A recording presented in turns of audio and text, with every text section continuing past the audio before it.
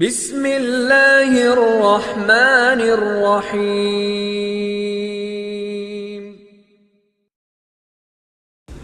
الحمد لله نحمده ونستعينه ونستغفره ونؤمن به ونتوكل عليه ونعوذ بالله من شرور أنفسنا ومن سيئات أعمالنا، من يهده الله فلا مضل له ومن يضلله فلا هادي له، ونشهد أن لا إله إلا الله وحده لا شريك له، ونشهد أن سيدنا ومولانا محمدا عبده ورسوله صلى الله تعالى عليه وعلى آله وصحبه وبارك وسلم تسليما كثيرا كثيرا.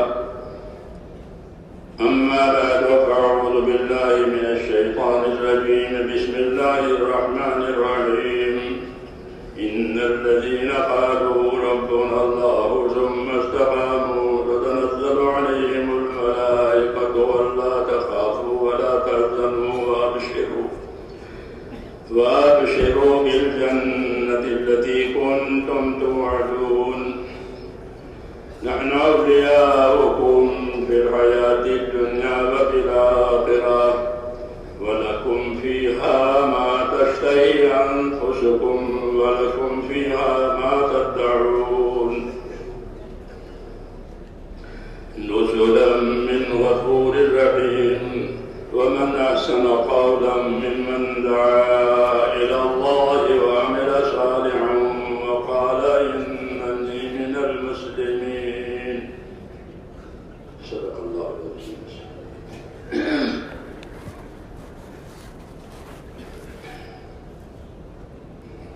بزرگوں اور پیارے بھائیوں، دین کی بات دین کے کام کے لیے سنی جاتی ہے، قاعدے کی بات ہے. تجارت کی بات تجارت کے کام کے لیے ہوتی ہے، زراعت کی بات زراعت کے کام کے لیے ہوتی ہے. ایسے ہی دین کی بات دین کی بات دین کے کام کے لیے ہوتی ہے. اس لیے ہم یہ نیت کریں کہ انشاءاللہ دین کا کام کریں گے. ہاں، عمل نیت کے ساتھ ہوتا ہے، اور نیت بھی عمل کے لیے ہوتی ہے. مختلف صورتیں ہیں نیت کی. ایک تو یہ ہے کہ بغیر نیت کے ہی کام کر لے، جیسے آج کل ہماری عادت ہو گئی، اس کا استحضار اور دھیان نہیں ہوتا کہ اللہ کے راضی کرنے کے لیے کام ہوتا ہے. ایسے تو نیت کے بغیر کوئی کام ہوگا، وہ ایک عادت ہے جو پڑی ہوئی ہے.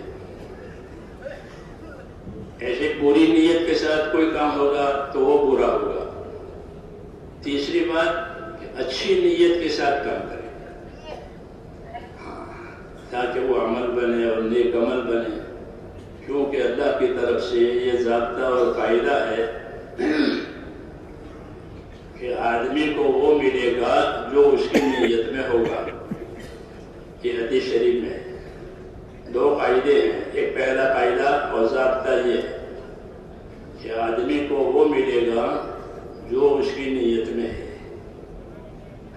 اس لیے نیت کو خالص بنانا اور اللہ کو راضی کر کے اپنی آخرت بنانا یہ مطلوب ہے ہر حال میں، کہ اللہ ہم سے راضی ہو جائے اور ہماری اللہ آخرت بنا لے.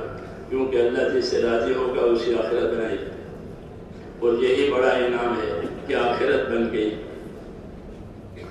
تو نیت پر اچھی نیت کے ساتھ حدیث شریف میں ہے کہ اخلص دینک یکفیک العمل القلیل. اپنے عمل کو خالص اللہ کے لیے رکھا کرو تو تھوڑا عمل بھی کافی ہو جائے گا. جیسے تھوڑا سونا ہو اور بہت سی مٹی ہو، بہت فرق ہے. ایسے ہی عمل تھوڑا ہوا لیکن ہوا اللہ کے لیے تو وہ بڑا ہے. تو یہ سکھایا گیا ہے کہ آدمی کو وہ ملے گا جو اس کی نیت میں ہوگا. دوسری بات قاعدے کی یہ بتائی کہ آدمی کا نصیب اور حصہ اتنا ہوگا जितनी उसकी मेहनत होगी। ये दूसरा कायदा है कि आदमी का हिस्सा और आदमी का नसीब इतना जितने उसकी मेहनत। तो ये दो कायदे हैं, इन्नमा लिकुल्लि इम्रिइन मा नवा, हर आदमी को वो मिलेगा जो इसकी नीयत में है। और दूसरा कायदा ये है कि लैसा लिल-इंसानि इल्ला मा सआ, कि आदमी के लिए इतना ही हिस्सा है जितनी उसकी मेहनत है, क्योंकि दुनिया मेहनत के लिए पैदा की गई है और आदमी को अल्लाह ने मेहनत मशक्कत में ही पैदा किया है। तो ये कायदे की बातें हैं, इसलिए अल्लाह की तरफ मुतवज्जे होना है और अपनी जिम्मेदारियों को पूरा करना है। यही मकसद होता है बात का। बात बात के लिए नहीं होती, जैसे अजान के लिए नहीं होती, अजान नमाज के लिए होती है। अजान के लिए नहीं होती, बल्कि अजान किसके लिए होती है? कि नमाज पढ़ने के लिए। तो दावत जो होती है वो तो अल्लाह के दीन के लिए और इबादत के लिए होती है कि इस दावत से, इस मेहनत से जिंदगियों में दीन आवे। अल्लाह ने दीन के लिए पैदा किया है, हाँ, ताकि हर एक दुनिया में अपना दीन बनावे। इसलिए हमारी नियत, हमारी मेहनत इसी तरह की हो जिससे अल्लाह ताला शानो हमसे राजी हो जाए और हमारी ज़िंदगी की जिम्मेदारियां पूरी हो जाए। अल्लाह की तरफ से ये ज़ाब्ता कायदा है कि आदमी को नियत के हिसाब से मिलेगा, इसलिए अपनी नियतों को बनाना है और अपने जिम्मेदारियों को पूरा करना है। जितनी जिम्मेदारी उतनी मदद, जितनी जिम्मेदारी उतनी मदद। अल-मऊनत अला क़द्रिल मऊना, ये भी कायदा है कि अल्लाह की मदद और अल्लाह की आनत इतनी आएगी जितनी अपनी जिम्मेदारी पूरी की जाएगी। इसलिए हमें अपनी जिम्मेदारी पूरी करनी है। अल्लाह ताला ने एक दिन हिसाब का इसीलिए रखा है ताकि पता चले कि किसने जिम्मेदारी पूरी की है, किसने जिम्मेदारी नहीं पूरी की है, कैसी पूरी है, कितनी पूरी की है, उसका हिसाब सामने आ जाए। इसलिए एक दिन हिसाब का भी रखा है अल्लाह ताला ने। अब जो यौमुल हिसाब है वो भी हमारे सामने है।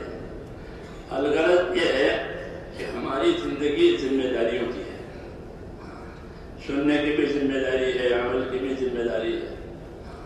और सुनना, कैसा सुनना अल्लाह चाहते हैं, कैसा सुनना अल्लाह चाहते हैं। सब सुनते हैं कि अल्लाह ताला को जो सुनना पसंद है उसकी कैफियत अल्लाह ताला ने खुद बताई है कि कैसा सुनना अल्लाह ताला को पसंद है। यूँ फरमाया कि फबश्शिर इबाद अल्लज़ीना यस्तमिऊना अल-क़ौल वयत्तबिऊना अहसना उलाइका अल्लज़ीना हदाहुमुल्लाह व उलाइका हुम उलुल अलबाब। कि मेरे बंदों को बशारत दो। ये भी अल्लाह ताला के एहसान और इनाम है कि अल्लाह अपने बंदों को अपनी तरफ बुलाते हैं बशारतों के जरिए से। हाँ, वरना तो वो तो धमका भी सकते हैं। जी हाँ, धमका सकते हैं, लेकिन धमकी दे करके नहीं बुलाया है, बल्कि हमको बशारतों के जरिए से बुलाया है कि बंदों को बशारत दो। फबश्शिर इबाद, कि बंदों को बशारत दो, बंदों को खुशखबरियाँ दो अल्लाह के इनाम की, अल्लाह के इकराम की।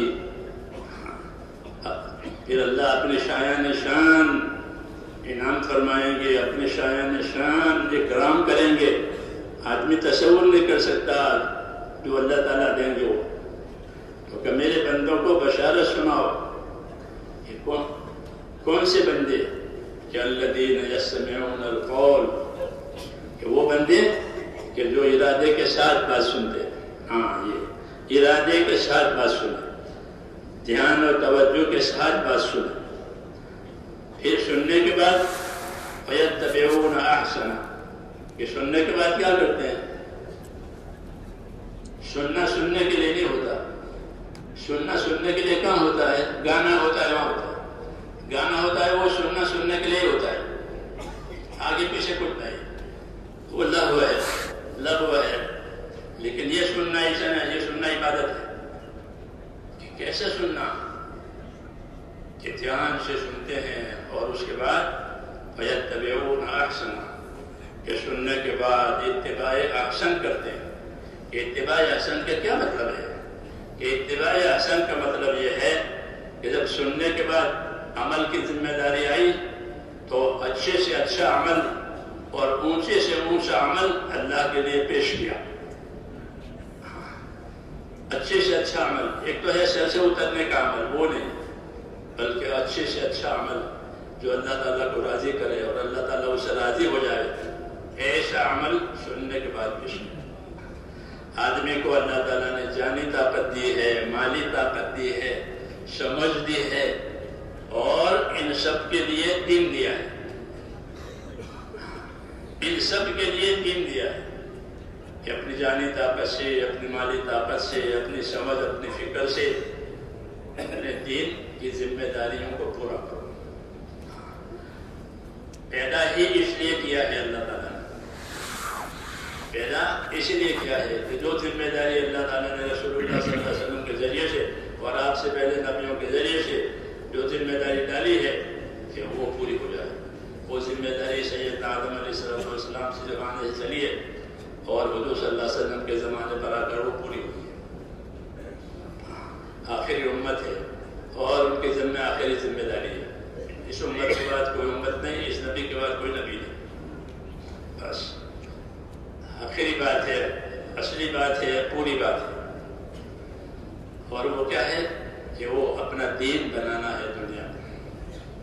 رسول اللہ صلی اللہ علیہ وسلم نے یہ فرمایا کہ ان الدنیا خلقت لکم، ان الدنیا خلقت لکم وانکم خلقتم للآخرہ، کہ اللہ نے دنیا کو تمہارے لیے پیدا کر دیا ہے. اللہ نے دنیا کو تمہارے لیے پیدا کر دیا ہے. یہ جملہ بشارت ہے. حدیث میں دو جملے ہیں.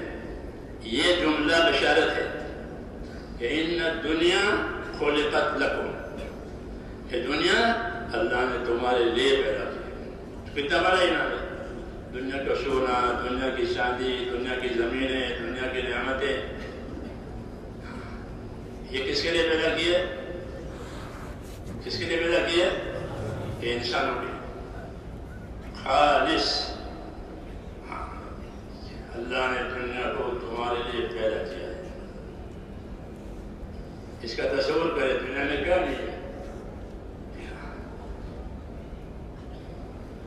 بہت ہے وہ ساری چیزیں جو تمہارے لیے پیدا کی ہے. تو یہ جملہ حدیث پاک کا بڑی بشارت ہے. ان الدنیا خلقت لکم، یہ دنیا کو اللہ نے تمہارے لیے پیدا کیا.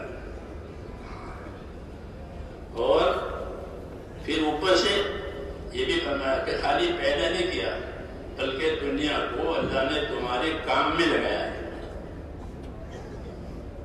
یہ بھی فرمایا کہ اللہ نے دنیا کو جس طرح پیدا کیا ہے کہ وہ اس کو تمہارے کام میں لگایا ہے. وَسَخَّرَ لَكُمْ، ایک آیت میں وَسَخَّرَ لَكُمْ مَا فِي الْأَرْضِ جَمِيعًا، زمین کی تمام چیزیں تمہارے کام میں لگائی گئی. اور ایک آیت میں وَسَخَّرَ لَكُمْ مَا فِي السَّمَاوَاتِ وَالْأَرْضِ، کہ اللہ نے آسمان اور زمین کی سب چیزیں تمہارے کام میں لگائی.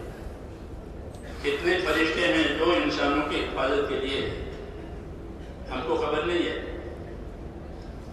حفظہ فرشتوں کی جماعت ہے جو مستقل انسانوں کی حفاظت کے لیے ہے. اگر وہ فرشتہ نہ ہو تو شیاطین انسان کو اچک لے.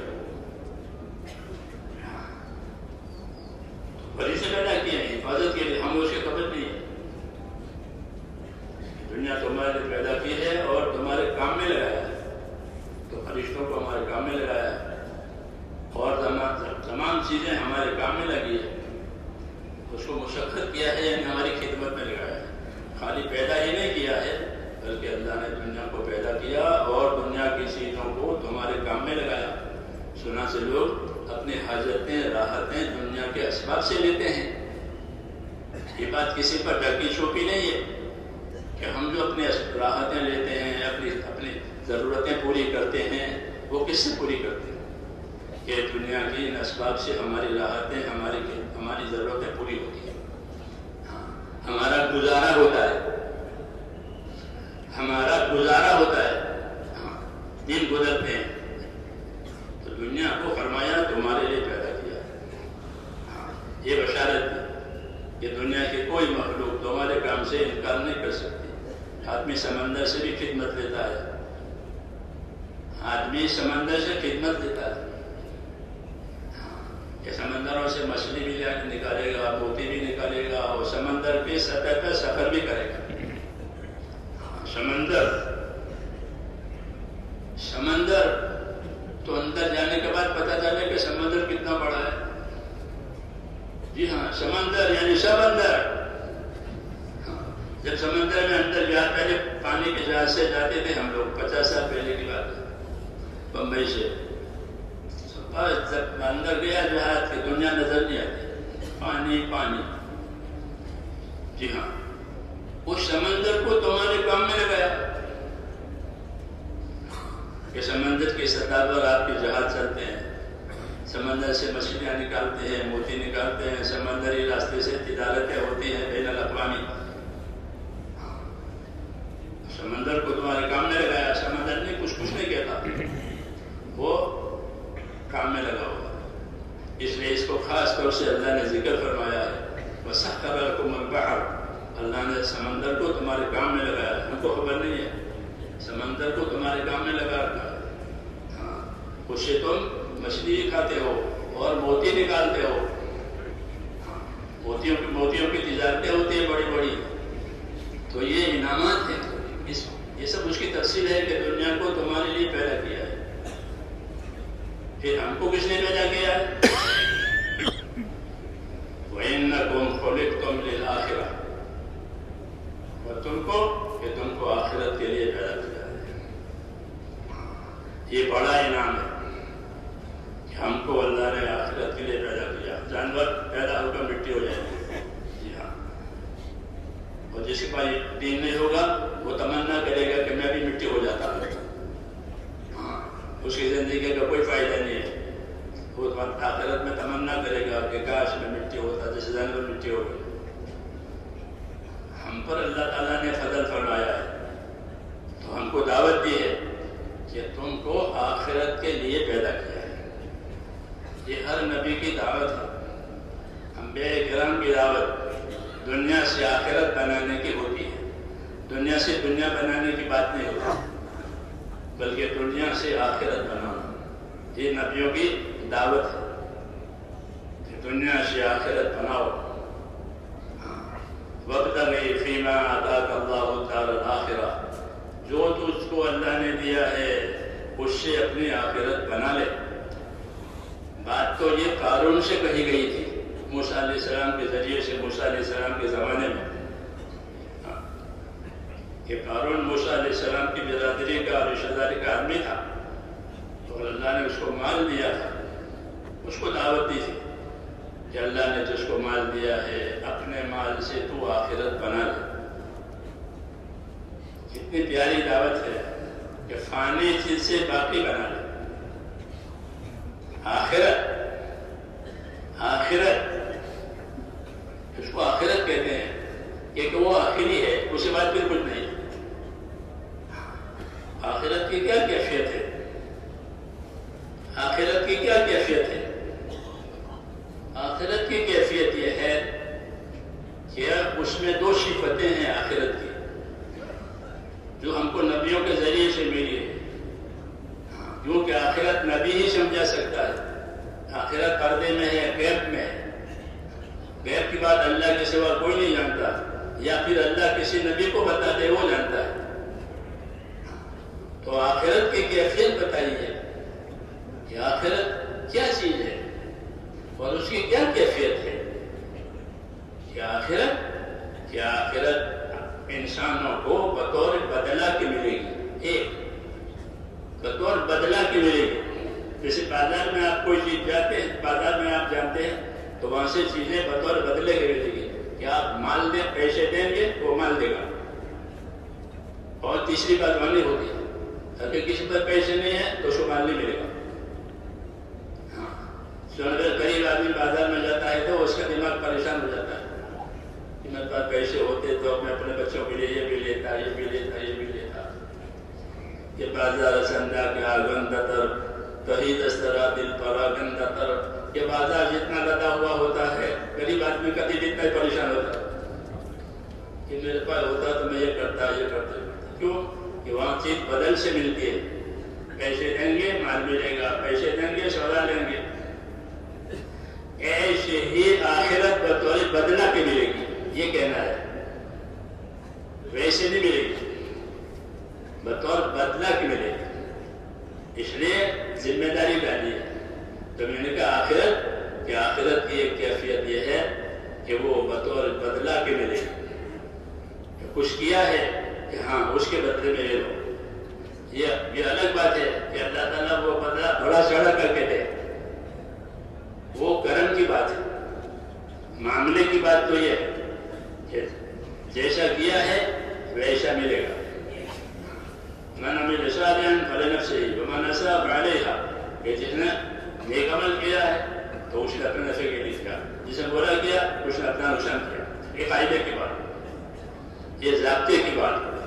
ایک ضابطہ ہوتا ہے، ایک رابطہ ہوتا ہے. ایک ضابطہ ہے قاعدہ، تو قاعدہ تو یہ کہ جو اچھا کرے گا اپنے لیے کرے گا، جو برا کرے گا اپنے اوپر آئے گا.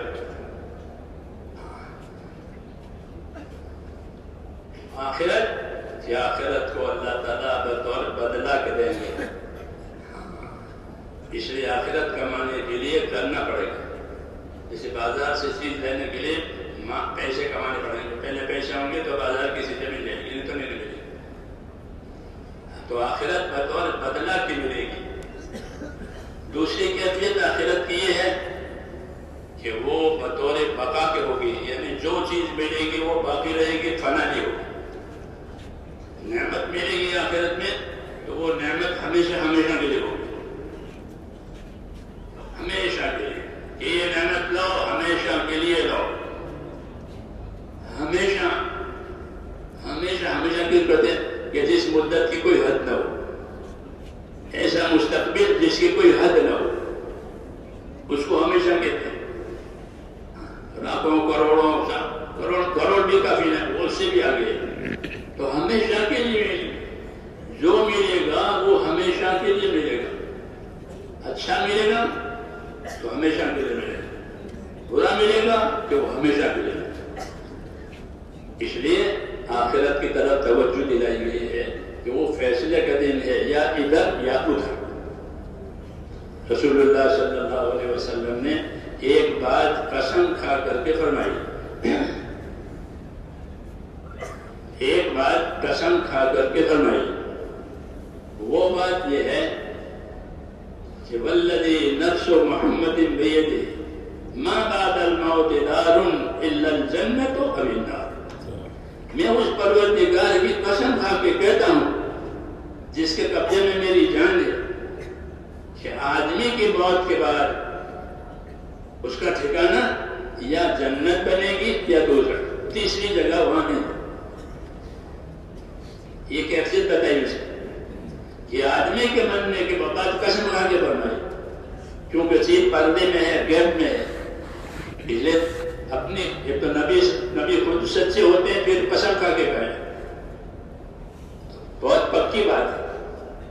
اس لیے فرمایا کہ میں یہ بات قسم کھا کر کہتا ہوں کہ آدمی کو اس کے مرنے کے بعد یا جنت ملے گی یا دوزخ ملے گی.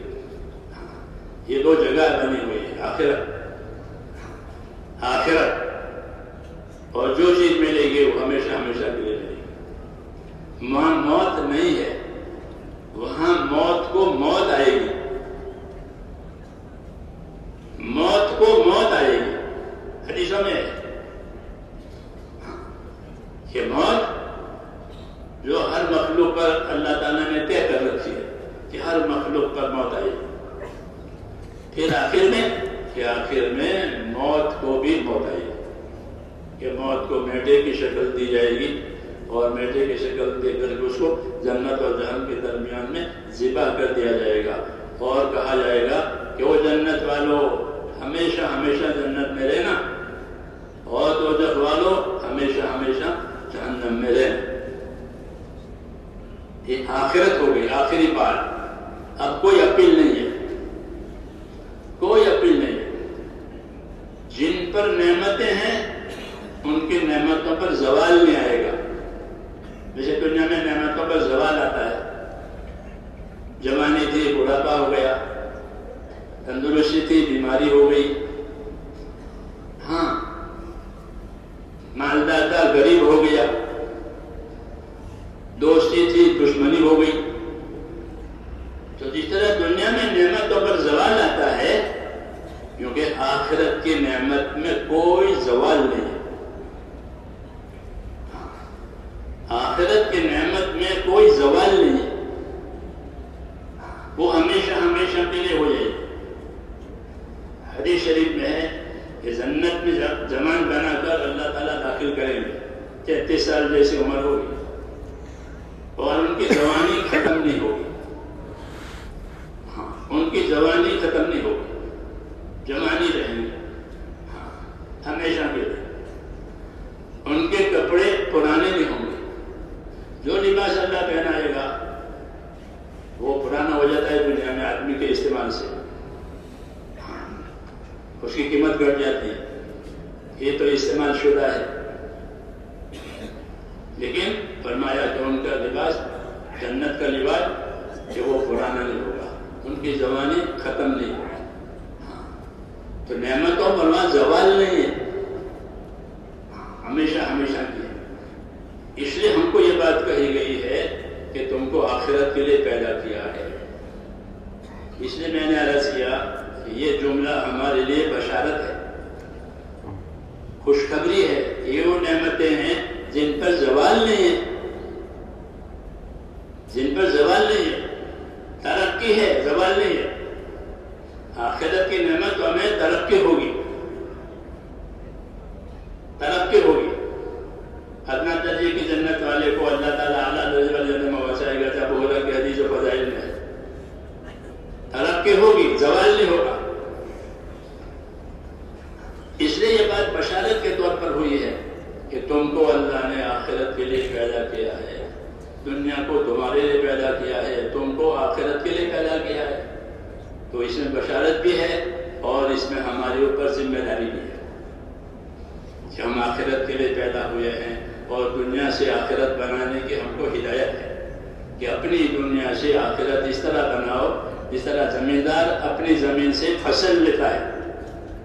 زمیندار اپنی زمین سے فصل لیتا ہے, پانی دے کر, کھاد دے کر, ہل چلا کر, محنت کر کے وہ اپنی زمین سے ایک فصل, 2 فصل, مختلف قسم کی زمینیں ہوتی ہیں. سال میں 1 فصل بھی لیتے ہیں, 2 فصل بھی لیتے ہیں, 3 فصل بھی لیتے ہیں. تو اس طرح زمیندار فصل لیتا ہے, ایسے ہی اپنی دنیا سے آخرت کماؤ.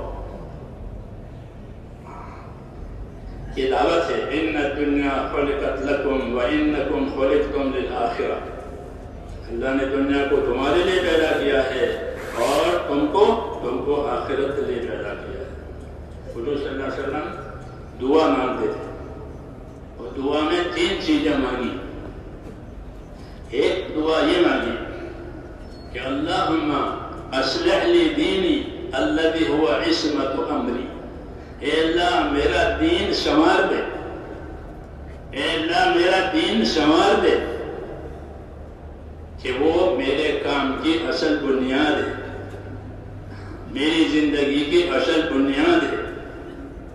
میرا دین سنوار دے. دین بگڑ گیا کے بعد بگڑ گیا, کہ میرا دین سنوار دے کہ وہ میری زندگی کی اصلی بنیاد ہے, اس پر میرا دار و مدار ہے. دوسری چیز کہ اللہ میری دنیا سنوار دے, میری دنیا سنوار دے کہ اس میں میرا گزارا ہے. ہر ایک کا موضوع بتایا کہ میری دنیا سنوار دے کہ اس میں میرا گزارا ہے. روزانہ دن گزرتے ہیں, بیماری میں, تندرستی میں, غریبی میں, مالداری میں, ایک حالت نہیں رہتی. گزرنے والی چیز ہے. یہ بھی اللہ کا احسان ہے کہ گزر جائے گا, گھبرانے کی بات نہیں ہے. کیا تو یہ دنیا میری سنوار دے, سنوار دے کہ میری زندگی صاف ستھری رہے, کہ میری دنیا سنوار دے کہ اس میں میرا گزارا, اور میری آخرت سنوار دے کہ وہ میرا ٹھکانہ ہے. عید و عمل. پھر آخرت کا پھر وہاں سے کہیں نہیں جانا ہے. جیسے مسافر گھر آ گیا, جب مسافر گھر آیا تو کہاں جائے گا؟ یہ میرا گھر ہے, میں یہی کا رہنے والا ہوں, یہاں سفر ختم ہوا. تو کہ آخرت کہ میری آخرت سنوار دے کہ وہ میرا ٹھکانہ ہے, پھر یہاں سے کہیں نہیں جانا ہے. تو میرا دین سنوار دے کہ اس کو میری بنیاد ہے, میری دنیا سنوار دے کہ اس میں میرا گزارا ہے, میری آخرت سنوار دے کہ اس میں میرا ٹھکانہ ہے. تو رسول صلی اللہ علیہ وسلم نے یہ بات فرمائی تھی کہ تم کو آخرت کے لیے پیدا کیا ہے, اور آخرت کی یہ کیفیت ہے کہ وہ ٹھکانہ ہے, ہمیشہ کے لیے ہے, بطور بدلہ کے لیے. یہ بات اللہ تعالیٰ نے نبیوں کے ذریعے سے. اب اگلی بات یہ ہے کہ آخرت کیسے بنے, آخرت کیسے بنے. تو میرے دوستو, دنیا میں بننے کے لیے دو اسباب, مال ملک, یہ دنیا کے بڑے اسباب, مال ملک, مال عہدے, یہ دو بڑے ہیں دنیا میں. دنیا بنانے کے لیے, کہ دنیا بنانے کے لیے آدمی مال کماتا ہے, مالدار ہوگا تو پھر عہدے دار بننے کی اس کو اندر سے تمنا بنتی ہے کہ میں بڑا بن جاؤں, لوگوں کا رجوع میری طرف ہو جائے, کیونکہ عہدے داری میں مال زیادہ آتا ہے. بنسبت کاروبار کے عہدے داری میں مال زیادہ لوگ دیتے ہیں. تو دنیا کمانے کے لیے تو یہ ہوا کہ مال ملک. آخرت بنانے کے لیے اللہ تعالیٰ نے ہم کو آخرت بنانے کی دعوت دی ہے, تو آخرت بنانے کے اسباب دیے تاکہ اس کے ذریعے سے ہم اپنی آخرت بنائیں. اور اصل آخرت ہے. دنیا گزر جاتی ہے, اچھی حالت میں بھی, ناگوار حالت میں بھی. بعض لوگ بچپن میں مر جاتے ہیں, بعض لوگ جوانی میں مر جاتے ہیں, بعض لوگ بڑھاپے میں مر جاتے ہیں. گزرنا ہے. اور آخرت کہ آخرت گزارنے کے لیے نہیں ہے, بلکہ آخرت رہنے کے لیے. پھر اللہ تعالیٰ نے ہم کو آخرت بنانے کے اسباب دیے ہیں کہ آخرت بننے کا کیا سبب ہے. سب سے پہلے آخرت بننے کا سبب ایمان ہے. سب سے پہلے ایمان. اور وہ ہر نبی نے آ کر کے یہ بات سنائی, دنیا کے اسباب کے مقابلے میں ایمان بتایا. لا الہ الا اللہ, لا الہ الا اللہ. آدم علیہ السلام کے زمانے سے یہ بات چلی ہے. ایک اللہ ہے, اسی نے سب کچھ بنایا ہے, سب کچھ بنا ہوا ہے. اللہ کی قدرت سے اللہ اکیلا بنانے والا ہے. سب کچھ پیدا شدہ ہے, اللہ اکیلا پیدا کرنے والا ہے. سب کچھ استعمال ہونے والا ہے, اللہ استعمال کرنے والا ہے. ایک اللہ ہے, اسی کا حکم چلتا ہے تمام مخلوق پر. الا لہ الخلق والامر. یاد رکھو, تمام مخلوق اللہ کی, اور تمام مخلوق پر اللہ کا امر چلتا ہے. اللہ کا فیصلہ اور اللہ کا حکم چلتا ہے. اصل اللہ کی ذات ہے, اس سے اپنا تعلق پیدا کرو آخرت بنانے کے لیے, کہ ایمان کے بغیر آخرت نہیں بنے گی اور دنیا باقی نہیں رہے گی. اس لیے جس کے پاس ایمان نہیں ہوا اس کی تو دنیا بھی گئی اور آخرت بھی گئی. اس لیے آخرت بنانے کے لیے میرے دوستو, پہلا سبب جو اللہ تعالیٰ نے نبیوں کے ذریعے سے ہم کو دیا ہے وہ ہے ایمان. لا الہ الا اللہ, کہ اللہ سے ہوگا, اللہ کے غیر سے نہیں ہوگا. اللہ ہی عبادت کے لائق ہے اور کوئی عبادت کے لائق نہیں ہے. وہی مدد کرنے والا ہے, کوئی مدد دینے والا نہیں ہے. وہی پیدا کرنے والا ہے, کوئی پیدا کرنے والا نہیں ہے. وہی موت دینے والا ہے, کوئی موت دینے والا نہیں. اللہ تعالیٰ پیدا کرنے کے بعد عاجز نہیں ہوا ہے کہ میں نے تو کر دیا کیا کروں, کہ نہ ایسا نہیں. اللہ پیدا کرنے سے پہلے بھی قدرت والے ہیں, پیدا کرنے کے بعد بھی قدرت والے ہیں. نفع میں, نقصان میں, حالات بنانے میں, حالات بگاڑنے میں اللہ کی ذات اکیلی ہے. وہی کریں گے اور کوئی کرنے والا نہیں. اللہ نے اپنا تعارف کرایا ہے کہ میں آسمانوں میں بھی معبود ہوں اور میں زمینوں میں بھی معبود ہوں. آسمانوں میں بھی میری عبادت ہوتی ہے اور زمین میں بھی میری عبادت ہوتی ہے. یا عبادی الذین آمنوا ان ارضی واسعۃ فایایا فاعبدون. اے ایمان والے بندو، میری زمین بہت کشادہ ہے، اس میں میری ہی عبادت کرنا اور کسی کی نہیں کرنا. زمین کو عبادت کی جگہ بنایا ہے، تم کو عبادت کا کام دیا ہے. تمام نبیوں نے میرے دوستوں آخرت بنانے کے لیے جو پہلی بات سنائی وہ یہ سنائی کہ لا الہ الا اللہ. آدم علیہ السلام سے لے کر کے جناب رسول اللہ صلی اللہ علیہ وسلم تک ایک ہی بات آئی، لا الہ الا اللہ محمد الرسول اللہ. اللہ کے سوا کوئی عبادت کے لائق نہیں ہے، اس لیے اپنا تعلق اس کے ساتھ جوڑو. اللہ کے ساتھ تعلق نہیں ہوا تو پھر دنیا بھی نہیں ہے، آخرت بھی نہیں. دنیا ختم ہو جائے گی، آخرت سے محرومی ہو جائے گی. یہ ہے، اس لیے آخرت بنانے کا پہلا سبب اور پہلی چیز وہ ہے اللہ پر ایمان لانا. اور جن جن باتوں پر اللہ نے ایمان لانے کا اور سچ ماننے کا حکم دیا ہے اس پر ایمان لانا. اللہ پر، اس کے فرشتوں پر، اس کی کتابوں پر، اس کے نبیوں پر اور آخرت کی تمام باتوں پر. یہ ماننے کے بعد زندہ ہونا، اس پر ایمان لانا ہے اور یہ سمجھنا کہ جو ہوگا اللہ سے ہوگا، اللہ کے غیر سے نہیں ہوتا. اللہم انت الاول فلیس قبلک شیء. اے اللہ تو اول ہے، تو اس سے پہلے کوئی نہیں. وانت الاخر لیس بعدک شیء. اور تو سب سے تو آخر میں ہے، پھر کوئی نہیں. اللہ پہلے تھے اور کوئی نہیں تھا، اللہ رہیں گے کوئی نہیں رہے گا. اللہ اول ہے، اللہ آخر ہے، اللہ کی شان ہے. اور جو ہوگا اللہ کے فیصلے سے ہوگا. اللہ قدرت سے بھی کریں گے، اللہ حکمت سے بھی کریں گے. اللہ قدرت سے بھی کریں گے، اللہ حکمت سے بھی کریں گے. دنیا میں قدرت سمجھ میں آتی ہے، حکمت سمجھ میں نہیں آتی. قدرت سمجھ میں آتی ہے کہ آسمانوں کو، زمینوں کو، ہوا کو، پانی کو، پہاڑوں کو قدرت سے پیدا کیا ہے. یہ قدرت سمجھ میں آتی ہے، حکمت سمجھ میں نہیں آتی. انبیاء کرام یہ حکمت بھی سمجھاتے ہیں کہ ہاں کہ اللہ تعالیٰ کا کوئی کام حکمت اور خوبی سے خالی نہیں ہے. اگر سے آدمی کو پسند نہ ہو، حکمت آدمی کے ساتھ ہوتی ہے، آدمی کو پسند نہیں ہوتی کہ اللہ نے ایسا کیوں کیا، کہ اللہ نے یہ حکمت سے کیا ہے. گھبرانے نہیں. کبھی حکمت کا تقاضا ہوتا ہے کہ آدمی کو اللہ غریب بناوے، آدمی کو اللہ بیمار بناوے. ہاں آدمی دکھی ہو گیا، کیوں؟ کہ اللہ کی حکمت کا تقاضا کہ اس آدمی کو ایسا رکھنا ہے. یہ نہیں جانتا حکمت، لیکن حکمت کا تقاضا ہے. پھر جب حکمت کا تقاضا پورا ہو جاتا ہے تو وہ تکلیف اٹھا لی جاتی ہے اور اس کے بدلے میں بہتر چیز دی جاتی ہے. یہ حکمت ہے.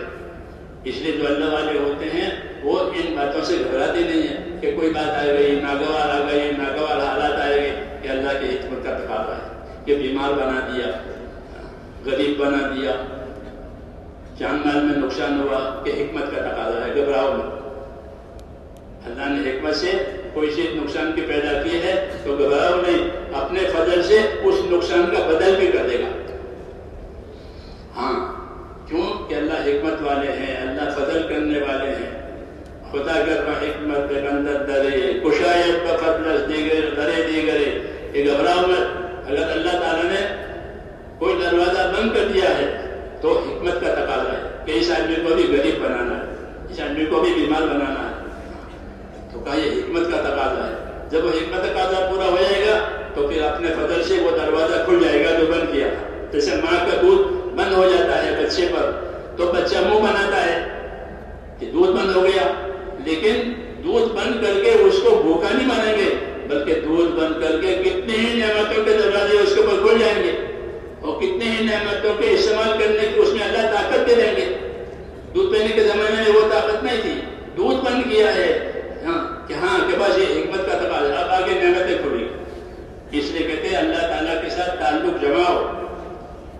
اللہ کے ساتھ تعلق جماؤ. کس چیز کا؟ کہ یقین کا کہ جو اللہ کرتے ہیں وہ صحیح کرتے ہیں، وہ بہتر کرتے ہیں، اسی میں ہماری خیر ہے. حضور صلی اللہ علیہ وسلم نے یقین سے آگے ایک بات اور بتائی کہ اپنے اللہ سے اچھا گمان رکھو، اپنے اللہ سے اچھا گمان رکھو۔ جابر بن عبداللہ فرماتے تھے کہ رسول اللہ صلی اللہ علیہ وسلم نے اپنی وفات سے 3 دن پہلے مجھ سے یہ فرمایا، جابر تمہاری موت اس حالت میں آوے کہ تمہارا گمان اپنے خدا کے ساتھ اچھا ہو۔ ہاں، ایمانی زندگی گزارنے کے لیے ضروری ہے کہ اللہ سے ہمارا گمان اچھا ہو، کہ اللہ جو کرتے ہیں وہ اچھا ہی کرتے ہیں۔ بیدہ الخیر کلمہ میں ہے، کلمہ میں ہے، بیدہ الخیر، اللہ ہی کے ہاتھ میں خیر ہے اور کسی کے ہاتھ میں خیر نہیں ہے، اور وہ اپنے خیر کو ہر ایک کو دینے پر قدرتی رکھتا ہے۔ بیدہ الخیر وہو علی کل شیء قدیر، کہ اللہ کے ہاتھ میں خیر ہے اور وہ ہر چیز پر قادر ہے، وہ اپنے خیر کسی کو بھی دے سکتا ہے۔ اس لیے حضور نے فرمایا کہ جس طرح اللہ پر ایمان اور یقین ضروری ہے، ایسے ہی اپنے پروردگار سے اچھا گمان رکھو کہ میرا اللہ جو کرے گا میرے حق میں وہ بہتر ہوگا، اگرچہ مجھے وہ بات نظر نہیں آتی وہ بہتری۔ تو میرے دوستو، یہ ایمان کی بات ہے کہ اللہ کے ساتھ ہمارا تعلق، یقین کہ جو ہوگا اللہ سے ہوگا، اور اللہ کے ساتھ اچھا گمان کہ اللہ جو کرتے ہیں وہ حکمت سے کرتے ہیں، اندھادھند نہیں ہوتا، حکمت سے کرتے ہیں، تو اللہ سے اچھا گمان رکھو۔ تو جابر بن عبداللہ رضی اللہ تعالیٰ عنہ یہ فرماتے تھے کہ مجھ سے رسول صلی اللہ علیہ وسلم نے یہ فرمایا کہ جابر تمہاری موت اس حالت میں آوے کہ تمہارا گمان اللہ کے ساتھ اچھا ہو، خصوصاً دین کے کام کرنے والے، دین کی ذمہ داریوں کو لے کر چلنے والے، جن کو اللہ تعالیٰ نے دین کے کاموں میں آگے بڑھایا ہے، وہ اپنے اللہ کے ساتھ اچھا گمان رکھیں۔ کیونکہ دنیا ہے کہ کیا مطلب ہے؟ دنیا ہے اس کا مطلب یہ ہے کہ دنیا حالات کا گھر ہے۔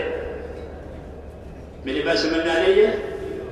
شو تو نہیں کیا مطلب بیٹھے بیٹھے دن آ گئی؟ ہاں، ہم کو تو میرے دوستوں سمجھنا ہے دین کو اور دین کے کام کو۔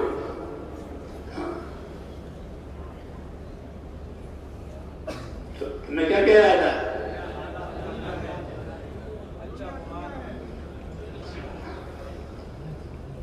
خصوصاً دین کے کام کرنے والوں کو، کہ دین کے کام کرنے والوں کو خصوصی طور پر کہ اپنے اللہ سے اچھا گمان رکھو۔ کیوں کہ دنیا حالات کا گھر ہے، یہاں آدمی پر حالات آتے ہیں، جی ہاں، اچھے حالات بھی آتے ہیں، ناگوار حالات بھی آتے ہیں، نبیوں پر اچھے حالات بھی آتے ہیں، ناگوار حالات بھی آتے ہیں۔ تو یہ اللہ کی حکمت کا تقاضا ہے کہ ناگوار حالات آتے ہیں۔ مشرکین مکہ صحابہ کرام کو جو غریب ہوتے تھے وہ کہتے تھے کہ یہ اپنا دین لے کر پھر رہے ہیں اور کوئی کام ہی نہیں ہے، دین دین دین دین، یہ کہتے تھے گر رہا اولا دینہم، ان کو دین نے دھوکے میں ڈال دیا ہے، بھوکے مرتے ہیں، کھانا نہیں ہے، اور دین دین دین، یہ کہتے تھے۔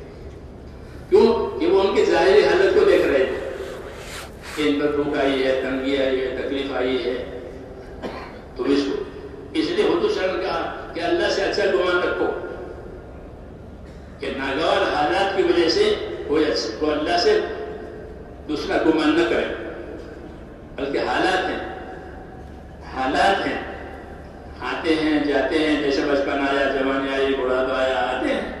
آدمی کی زندگی اللہ سے اٹی ہوئی بھری ہوئی ہے، حالات آتے ہیں، ان حالات میں کہ اللہ تعالیٰ سے اچھا گمان کرے، نہیں تو کہ شیطان اللہ سے ان کو کاٹ دے گا۔ ہاں، اس کا کام ہی یہ ہے کہ اللہ سے کاٹنا، اللہ سے کاٹنا۔ مولانا الیاس صاحب رحمۃ اللہ علیہ فرماتے تھے کہ شیطان جس طرح گناہوں کی لذت میں ڈال کر آدمی کو اللہ سے دور کرتا ہے، گناہوں کی لذت، ایسے ہی آدمی کو نا امید بنا کر کے بھی کاٹے گا کہ تو کتنے دنوں سے دن کا کام کر رہا ہے، کتنے عرصے سے تو کام میں ہے، تیرے حالات تو بنے نہیں، تو پھر کیوں اس کے پیچھے پڑا ہے، چھوڑ دے۔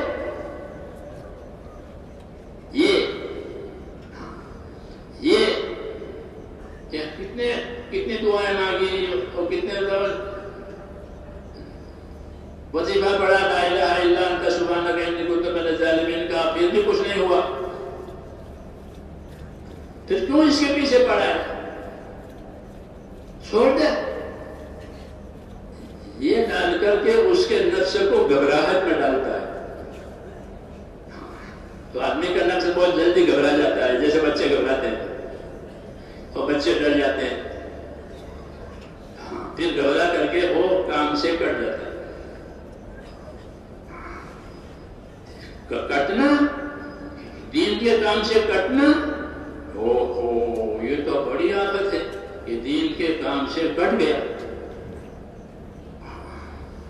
یہاں تو کٹنا نہیں، چھوڑنا نہیں، یہ تو یہاں ہے ہی نہیں، بلکہ اپنا رخ اللہ کی طرف کرنا. انی وجہت وجہی للذی فطر السماوات والارض، میں نے اپنا رخ اللہ کی طرف کر دیا. وہ اللہ جس نے آسمان زمین بنایا، کوئی دوسرا اللہ نہیں ہے زمین آسمان کو بنانے والا. اس لیے زمین میں آسمان کے نیچے میرا رخ اللہ کی طرف. پھر نبیوں کی بات ہے کہ اپنا رخ اللہ کی طرف کرو. اللہ سے کٹنا، اللہ سے منہ موڑنا پھر کہیں نہیں ہے. اس لیے بزرگوں نے فرمایا ہے کہ آدمی جو عمل کر رہا ہے اس عمل کو نہ چھوڑے. جس عمل پر اللہ نے اس کو لگایا ہے اس عمل کو کیا کرے؟ نہ چھوڑے.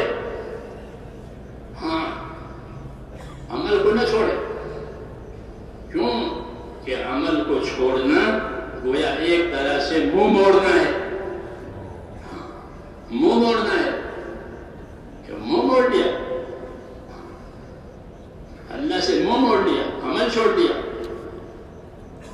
ایک منہ موڑنا ہے تو پہلے آدمی منہ موڑتا ہے، اعراض کہتے ہیں اس کو. اعراض کیا، منہ موڑ لیا، اب اس کو سزا ملے گی کہ کیوں منہ موڑ لیا. اعراض کیا ہے، منہ موڑا ہے. اعراض کے بعد حجاب ہو جائے گا، پھر آڑ ہو جائے گی، پھر توفیق بن ہو جائے گی. توفیق نہیں ہوگی. اس لیے کہتے ہیں کہ اپنے آپ کو چلایا کرو دین کے کام پر، آخرت کے کام پر. دنیا حالات کا گھر ہے، یہاں اچھے حالات بھی آئیں گے، یہاں ناگوار حالات بھی آئیں گے، اور وہ رہیں گے نہیں. اچھے حالات بھی گزر جاتے ہیں، ناگوار حالات بھی گزر جاتے ہیں. بچپنا بھی گزر گیا وہ کھانے میں، کھیلنے میں، پھر جوانی گئی عیش میں. تو گزرنے کے لیے ہے ہر چیز. اس لیے اس سے کوئی دھوکہ نہ کھاؤ، بلکہ اپنے آپ کو اللہ تعالیٰ سے اچھا گمان کر کے اپنی ذمہ داریوں کو پورا کرنا. پہلی ذمہ داری اللہ نے ہم کو ایمان، یقین، آخرت بنانے کی ذمہ داری ہے. یہ سب سے پہلی ذمہ داری کہ ایمان سے محبت ہو جائے. ایمان سے محبت ہو جائے. جیسے مال سے محبت ہوتی ہے. جب مال سے محبت ہوتی ہے تو مال سے جو چیز بنتی ہے اس سے بھی محبت ہوتی ہے. ہوتا ہی نہیں ہوتا؟ مال سے مکان بنایا تو مکان سے محبت ہو جائے گی. مال سے لباس بنایا تو لباس سے محبت ہو جائے گی. مال سے محبت، تو مال سے محبت کے نتیجے میں مال سے جو چیز بھی بنے گی اس سے محبت ہو جائے گی. ہم کو یہ تعلیم دی ہے کہ ایمان کی محبت مانگو. حدیث شریف میں اللہم حبب الینا الایمان، اے اللہ مجھے ایمان سے محبت ہے، اللہ کے تعلق سے محبت ہے. ایمان اللہ کا تعلق، یہ تعلق ایسا کہ اس کے اندر محبت ہو. اس لیے کہتے ہیں کہ اعلیٰ درجے کی اطاعت وہ ہے جو محبت کے ساتھ اطاعت کرے. اللہ کی محبت بھی ہے، اللہ کے اطاعت بھی ہے، رسول کی محبت بھی ہے، رسول کے اطاعت بھی ہے، اللہ کی عظمت بھی ہے، اللہ کے اطاعت بھی ہے. یہ چیزیں اللہ ایمان کی محبت ہے. جب ایمان کی محبت آئے گی تو ایمان کے راستے کی ہر چیز سے محبت ہو جائے گی. نماز سے محبت ہو جائے گی. کس سے؟ نماز سے محبت. ایک صحابی ہر رکعت میں قل اللہ پڑھتے تھے. نماز پڑھاوے تو بھی، پڑھے تو بھی. تو اس زمانے میں کوئی بات ہوتی ہے تو حضور کے سامنے پیش کرتے، یا رسول اللہ یہ ہر رکعت میں قل اللہ پڑھتا ہے. اپنی نماز پڑھے تو، اپنا نماز پڑھاوے تو ہر رکعت میں قل اللہ پڑھتا ہے. اس سے پوچھا تم قل اللہ کیوں پڑھتے ہو؟ یا رسول اللہ مجھے قل اللہ سے محبت ہے. کیا فرمایا؟ مجھے قل اللہ سے محبت ہے. کیوں کہ قل اللہ میں اللہ کی وحدانیت، اللہ کی یکتائی ہے کہ وہ اللہ اکیلا ہے، اس کے جیسا کوئی نہیں ہے، اس کا کوئی خاندان نہیں ہے، اس کے برابری کوئی نہیں ہے. وہ بے نیاز ہے، اس کو کسی کی ضرورت نہیں ہے، سب کو اس کی ضرورت ہے. قل اللہ میں یہ مضمون ہے. تو وہ کہنے لگا یا رسول اللہ مجھے قل اللہ سے محبت ہے. آپ نے فرمایا کہ پھر تجھے قل اللہ کی محبت جنت میں داخل کر دے گی. تو میں نے کہا یہ بتایا کہ اللہ ایمان کی محبت عطا فرما. اللہم حبب الینا الایمان، کہ ایمان کی محبت دے. جو اللہ کا تعلق ہے، جو رسول کا تعلق ہے، امت کا تعلق ہے. ایمان میں یہ چیزیں ہوتی ہیں. اللہ سے تعلق ہوتا ہے جس کا کہ عبادت کا، رسول سے تعلق ہوتا ہے کس چیز کا کہ اتباع کا، امت سے تعلق ہوتا ہے کس چیز کا کہ خیر خواہی کا. یہ تعلقات کی بنیادیں ہیں. یہ تعلقات کی بنیادیں ہیں کہ ہمارا تعلق اللہ سے کس چیز کا کہ عبادت کا. ہم اس کے بندے ہیں، وہ ہمارا معبود ہے. ہم اس کے بندے ہیں، وہ ہمارا معبود ہے. اس نے ہم کو اپنی عبادت کے لیے پیدا کیا ہے، عبادت کے لیے ہمیں تعلق دیا ہے. تو اللہ سے تعلق عبادت کا، رسول سے تعلق اس بات کا ہے کہ وہ اللہ کا سچا نبی ہے. اس سے ہم اس کے نقش قدم پر چلیں گے، اس کی سنتوں پر عمل کریں گے، اس کے دین کی نصرت کریں گے. اتباع، یہ تعلق کی بنیادیں ہیں. تیسرا تعلق امت سے، رسول صلی اللہ علیہ وسلم کی امت جس نے اللہ کے نبی کو نبی مانا ہے. لا الہ الا اللہ محمد رسول اللہ. لا الہ الا اللہ والے بڑے فضائل میں لا الہ الا اللہ والے کہ ان کو نہ اپنے قبروں میں غم ہوگا نہ حشر میں غم ہوگا. یہ لا الہ الا اللہ والے ہیں. تو تیسرا امت، کہ امت سے کیا تعلق ہے. تو حدیث شریف میں بتایا کہ ہمارا تعلق امت سے ہمدردی کا ہے. کس کا؟ کہ ہم امت کے ساتھ ہمدردی کریں گے. جو اپنے لیے پسند کریں گے وہ امت کے لیے پسند کریں گے، جو اپنے لیے ناپسند کریں گے وہ امت کے لیے ناپسند کریں گے. تو یہ بنیادیں بتائیے کہ اللہ کا تعلق عبادت کی بنیاد پر، رسول صلی اللہ علیہ وسلم کا تعلق اتباع کی بنیاد پر، اور امت سے تعلق کیا ہے کہ امت کے ساتھ خیر خواہی کریں گے. جو اپنے لیے پسند کریں گے وہ امت کے لیے پسند کریں گے، جو اپنے لیے ناپسند کریں گے وہ امت کے لیے ناپسند کریں گے. یہ بنیادیں ہیں میرے دوستو ہمارے دین کی. اسی سے آخرت بنتی ہے. تو میں نے کہا آخرت بنانے کے لیے ہم کو سب سے پہلی چیز وہ اللہ تعالیٰ نے ہم کو ایمان دیا ہے، اپنا تعلق دیا ہے. اور پھر اپنے تعلق میں عمل کرنے کے لیے ہم کو اللہ نے عبادتیں دی ہے. کہ میرے تعلق کا مطلب یہ ہے کہ میری عبادت کرو، میری عبادت کرو. وَاعْبُدُونِي هَذَا صِرَاطٌ مُسْتَقِيمٌ. میری عبادت کرو کہ یہ سیدھا راستہ ہے. عبادت پر زندگی گزرے یہ سیدھا راستہ ہے. وَاعْبُدُونِي هَذَا صِرَاطٌ مُسْتَقِيمٌ. کہ میری ہی عبادت کرو کہ یہ سیدھا راستہ ہے. اللہ کی عبادت سے کٹنا یہ سیدھا راستہ ہے. اس لیے ہم کو عبادت کا حکم ملا ہے. تمام نبیوں کی دعوت میں یہ ہے یا قوم اعبدوا اللہ، اے میری قوم ایک اللہ کی عبادت کرو، تمہارے لیے اس سے سوا کوئی عبادت کے لائق نہیں ہے. تو ایمان کے ساتھ ہم کو عبادت کا حکم دیا آخرت بنانے کے لیے کہ ایمان اور عبادت کہ اس سے بنے گی آخرت. عبادت میں سب سے اونچا درجہ وہ ہے نمازوں کا درجہ. نماز سب سے اونچی چیز ہے. ہر نبی کی شریعت میں، ہر نبی کی شریعت میں، ہر نبی کے دین میں اللہ تعالیٰ نے نماز رکھی کہ نماز کا درجہ دین میں ایسا ہے جیسا سر کا درجہ بدن میں. سر اڑ گیا اور دھڑ رہ گیا تو کچھ نہیں ہے، ایسے نماز کا درجہ ہے.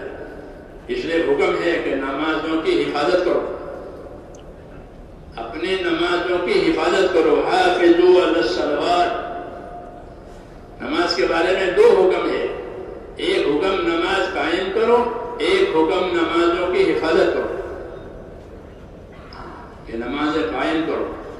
کہ نماز کو نماز کے علم کے ساتھ پڑھو. ہاں اللہ تعالیٰ نے آخرت بنانے کے لیے ایمان دیا اور ایمان کے تقاضے پورا کرنے کے لیے اللہ نے نبیوں پر علم اتارا ہے. وہ آخرت بنانے کا علم ہے. دنیا بنانے کے لیے دنیا کے وہ لوگ ہوتے ہیں, وہ لوگ پڑھتے ہیں اور اپنی دنیا کی ترقی کرتے ہیں, ہمیں اس سے اختلاف نہیں ہے. لیکن آخرت بنانے کے لیے اللہ تعالیٰ نے میرے دوستوں آخرت بنانے کے لیے آخرت والا علم دیا ہے. وہ قرآن حدیث اور سیرت کا علم ہے جو اللہ تعالیٰ نے ہم کو دیا ہے. اس سے بنے گی آخرت. تو نماز کے لیے نماز کا علم چاہیے. جیسے گاڑی چلانے کے لیے گاڑی چلانے کا علم, کپڑا سینے کے لیے کپڑا سینے کا علم, اس کو ہنر کہتے ہیں. اس کو ہنر کہتے ہیں. کسی مادی چیز کے استعمال کرنے کے طریقے کا نام ہنر. عمل کو صحیح کرنے کے لیے جو چیز دی جائے اس کا نام ہے علم. تو میرے دوستو دو چیزیں بڑی ہیں جو دی گئی ہے, ایک ایمان ایک علم. ہم کو یہ دو چیزیں ملی ہیں. ایمان ملا اور ایمان کا کیا تقاضا ہے, ایمان کیا چاہتا ہے, اس کو سمجھانے کے لیے اللہ تعالیٰ نے نبیوں پر علم نازل کیا. قرآن نازل ہوا, حضور صلی اللہ علیہ وسلم پر وحی آئی, 23 برس وحی آئی. کیا کہ علم اترا. یہ علم آخرت بنانے کے لیے ہے. اس لیے دین کو سیکھنا ضروری ہے. دین کو سیکھنا ضروری ہے کہ دین سیکھیں گے تو آخرت بنے گی. دین نہیں سیکھیں گے تو آخرت کیسے بنے گی. دین سے محبت ضروری ہے, دین سے سیکھنا بھی ضروری ہے. اس لیے اللہ تعالیٰ نے دین کو سیکھنے کے لیے علم اتارا ہے. تو میں نے کہا یہ تو ہم کو عبادت دی اور عبادت صحیح ہونے کے لیے ہم کو علم دیا. ہم اپنے مذاکرے میں علم و ذکر کا مذاکرہ کرتے ہیں. علم و ذکر تیسرا نمبر آخرت بنانے کے لیے علم و ذکر ہے کہ علم کے ذریعے سے اللہ کے تعلق کا حق پہچان کہ اللہ کا کیا حق ہے. جو علم اللہ تعالیٰ نے نبیوں پر اتارا ہے وہ دنیا کی ترقی کے لیے نہیں اتارا, بلکہ اللہ تعالیٰ نے وہ علم اپنے حقوق کی معرفت اور اپنے حقوق کی پہچان کے لیے اتارا ہے. یہ علم حاصل کر کے پہچانو کہ تمہارے اوپر کیا حق ہے, تمہاری ذات کا کیا حق ہے, خدا کا کیا حق ہے, خدا کی مخلوق کا کیا حق ہے. اگر یہ علم نہیں ہوگا تو وہ حق نہیں پہچانے گا, رواج پر چلے گا, خواہش پر چلے گا, ماحول میں چلے گا. اللہ تعالیٰ نے ہم کو ایمان عبادت کی تکمیل کے لیے میرے دوستو علم دیا ہے, قرآن کا, حدیث کا, سیرت کا علم. اس لیے علم سیکھنا فرض ہے. وہی علم و ذکر کا مطلب ہے, وہی علم و ذکر کا مطلب ہے کہ یہ علم آخرت سیکھنے کے لیے ہے. اور وہ علم دو قسم کا ہے, فضائل مسائل. فضائل مسائل, ہاں آخرت کے علم میں یہ دو باتیں ہیں, فضائل مسائل. فضائل مسائل. مولانا محمد یوسف صاحب رحمۃ اللہ علیہ فرماتے تھے کہ ہمارے دین میں ہر شعبے کے فضائل ہیں, ہر شعبے کے مسائل ہیں. ہر شعبے کے فضائل ہیں, ہر شعبے کے مسائل ہیں. جیسے نماز کے فضائل, نماز کے مسائل. زکوٰۃ کے فضائل, زکوٰۃ کے مسائل. حج کے فضائل, حج کے مسائل. ارکان, 5 ارکان, کلمہ, نماز, روزہ. تو ہر ایک کے فضائل, ہر ایک کے مسائل. نماز کے فضائل یاد ہوں گے تو نماز پڑھنے کا شوق پیدا ہوگا, نماز چھوڑنے سے خوف پیدا ہوگا. کس کو؟ جس کو فضائل یاد ہوں گے وہ. نماز چھوڑنے کا اتنا عذاب ہے,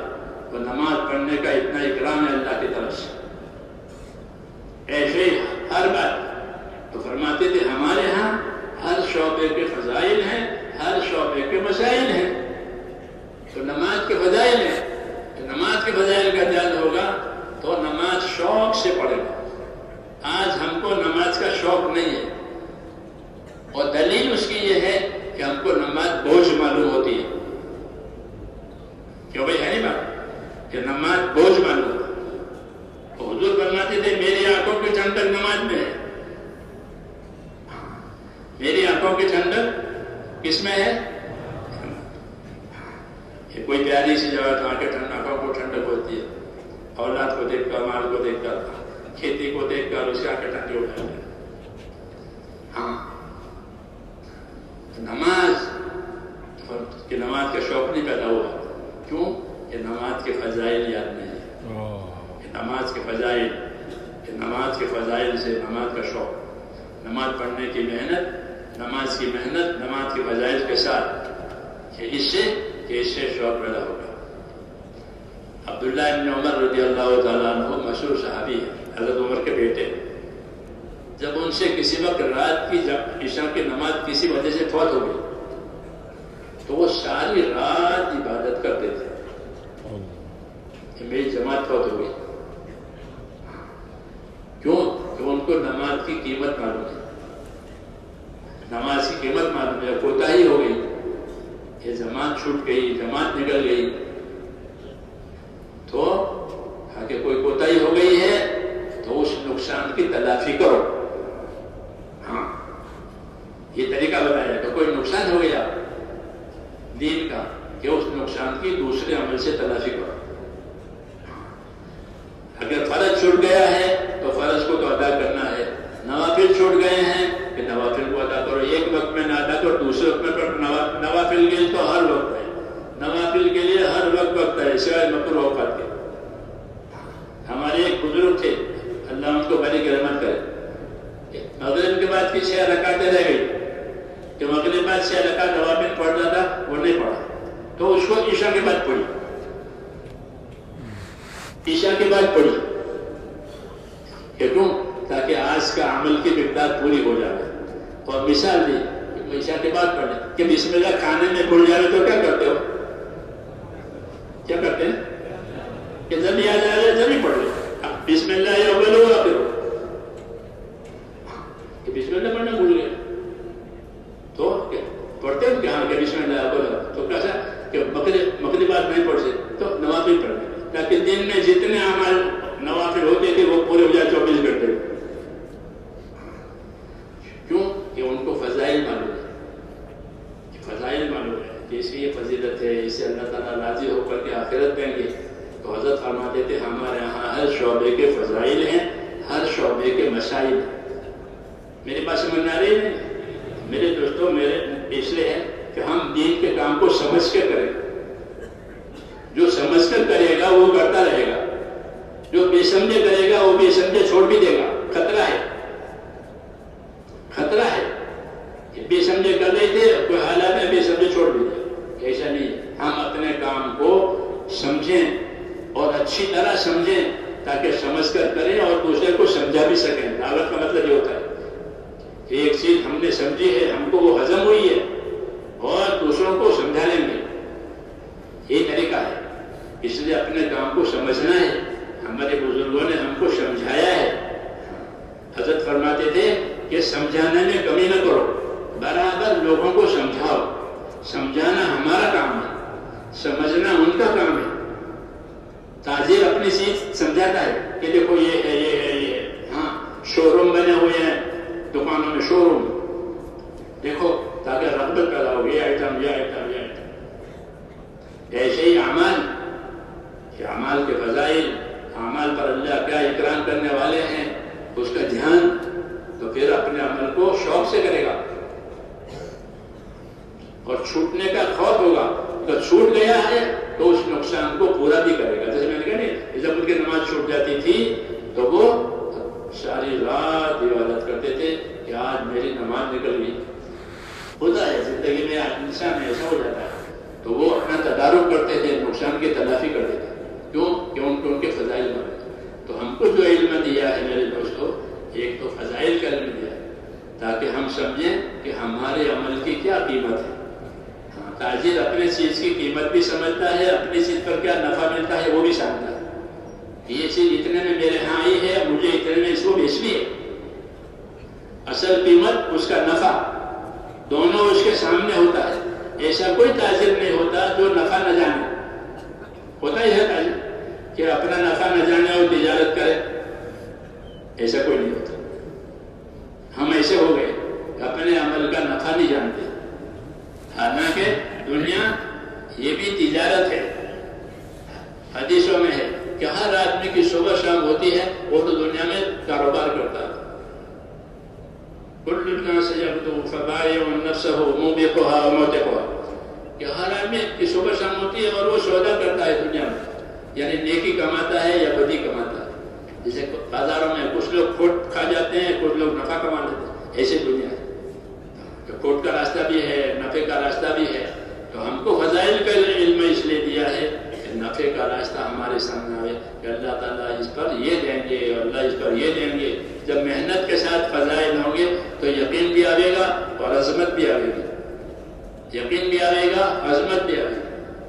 عظمت آنے کی وجہ سے اور یقین آنے کی وجہ سے جب کوئی عمل چھوٹ جائے گا تو پچھتاوا ہوگا کہ فلانا عمل مجھ سے چھوٹ گیا، میری تکبیر اولیٰ نکل گئی، میری پہلی صف نکل گئی، میرا اس راستے میں اللہ کے راستے میں جانا تھا وہ فوت ہو گیا. یہ اس وقت ہوگا جب اس کا یقین اور اس کی عظمت دل میں بیٹھے گی. اس لیے ہم کو میرے دوستوں فضائل کا علم دیا.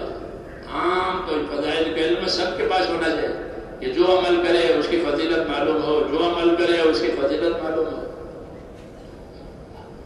ایک عمل آسان حدیث شریف میں ہے کہ تبسم کا فی وجہ اخیک لک صدقہ، کہ تم اپنے بھائی سے خندہ پیشانی سے ملو گے تو تمہیں صدقہ کا ثواب ملے گا. اپنے بھائی سے ہنستے چہرے سے ملو، خندہ پیشانی سے ملو تو کیا ملے گا؟ کہ صدقے کا ثواب ملے گا. جیسے کسی کو 5 روپے دے دیے، 50 روپے دے دیے، صدقہ ہو گیا. کہ نہیں، تم اپنے بھائی سے خندہ پیشانی سے ملو گے تو تمہیں صدقے کا ثواب ملے گا. بے پیسے کا صدقہ، جن کے پاس پیسے نہیں ہے وہ بھی صدقہ کرے، کہ یہ اس کے عمل کا یہ فضیلت کہلاتی ہے. ہاں تو فرماتے تھے ہمارے ہاں ہر شعبے کے فضائل ہیں، ہر شعبے کے مسائل ہیں. نماز کی عبادت کے فضائل، تجارت کے فضائل، نکاح کے فضائل، زمینداری کے فضائل، مزدوری کے فضائل. حدیثوں میں مزدوری کرتے ہیں لوگ، پیسے نہیں ہے، مال نہیں ہے تو ہاتھ پاؤں سے اپنی روزی کماتے ہیں. کہ ہاں یہ بھی ایک شعبہ ہے مزدوری کا، کہ ہمارے ہاں مزدوری کے فضائل ہیں. یہ نہیں کہ مزدور ہے، کولی ہے، حمال ہے، ایسا نہیں ہے. کہ اگر وہ ایمان والا ہے، اخلاص والا ہے اور اخلاص سے اپنی مزدوری کرتا ہے تو اس کو مزدوری کے فضائل ایسے ملیں گے جیسے کہ عبادت کے فضائل ملتے ہیں. آپ یہ علم کی مجلس میں بیٹھیں گے اور ذکر کی مجلس میں بیٹھیں گے تو آپ کو علم و ذکر کی مجلس کی فضیلت ملے گی نہیں ملے گی؟ اور فرشتے کہیں گے کہ تم اٹھو تمہاری مغفرت ہو گئی، تو اس کو مزدوری کے فضائل ملیں گے. وہ مجلس میں نہیں بیٹھے گا، وہ تو مزدوری کرے گا، اس کو تو اپنی روزی کمانی ہے. لیکن وہ ایمان اخلاص والا ہے تو اس کو مزدوری کے فضائل ملیں گے. حدیث شریف میں ہے کہ جو آدمی اپنی محنت مزدوری سے شام کو تھک کر کے چور ہو جائے گا، اللہ تعالیٰ شام کو ہی اس کی مغفرت کرے گا. ہاں حدیث شریف میں کہ من امسا کا لم بعمل یدہ امسا مغفورا لہ، کہ جو آدمی شام کو تھک کر چور ہو گیا، اپنی محنت مزدوری سے سامان ڈھویا اٹھایا، تو اللہ شام کو ہی اس کی مغفرت کرے گا. جیسے آپ ذکر کی مجلس میں اٹھیں گے تو بشر ہوں گے کہ تم اٹھو تمہاری مغفرت ہو گئی. پڑھتے ہیں کہ فضائل میں اس کو مزدوری کی فضیلت ملے. تو حضرت فرماتے تھے کہ ہمارے ہاں ہر شعبے کے فضائل ہیں، ہمارے ہاں ہر شعبے کے مسائل ہیں. اس لیے اپنے ہر شعبے سے ہم آخرت کما سکتے ہیں. زمیندار زمین سے آخرت کمائے گا، تاجر تجارت سے آخرت کمائے گا، مزدور مزدوری سے آخرت کمائے گا، عہدیدار عہدیداری سے آخرت کمائے گا. یہ کب؟ جبکہ اس کے پاس اس کا علم ہو. فضائل کا علم، مسائل کا علم یہ آخرت بنانے کے لیے ہے. جیسے دنیا کے علوم دنیا کی ترقی کے لیے ہے. ہماری دعوت میں علم و ذکر کا یہ مقام ہے. علم و ذکر کہ ہر شعبے کے فضائل، ہر شعبے کے مسائل. مسائل کہتے ہیں عمل کرنے کے صحیح طریقے کو، اس کو مسائل کہتے ہیں. جیسے سیدھا ایک عمل ہے کہ سب سے زیادہ قریب بندہ خدا کی رحمت سے سیدھے کی حالت میں ہوتا ہے.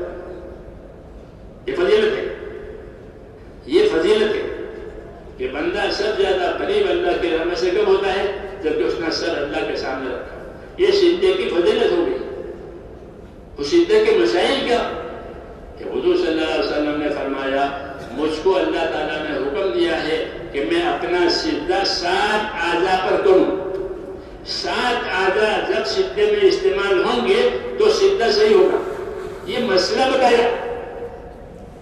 کیا بتایا؟ یہ مسئلہ بتایا، وہ فضیلت بتائی.